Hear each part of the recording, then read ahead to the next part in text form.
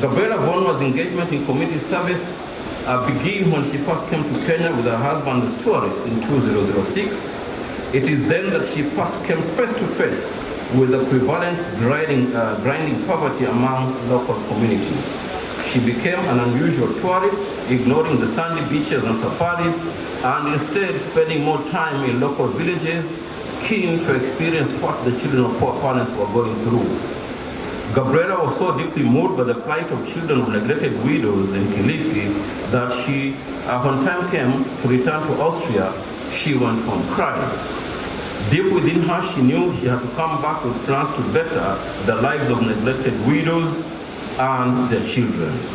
Gabriela's conscience was pricked by the poverty in Kilifi and was also deeply touched by the Kibra incident, that a boy from Kibra could not go to school because of a lack of 200 shillings. She realized then that even a small amount of money can positively impact someone's life.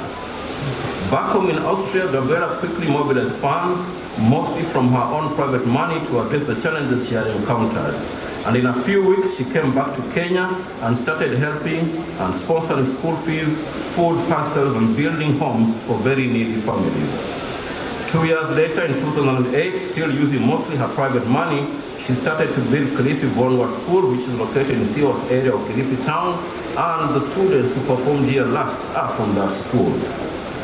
In this project, Gabriela worked closely with her friend and mentor, Mr. Richard Karani, whom she always says that without him, I wouldn't have been able to put two stones on top of each other in Kenya.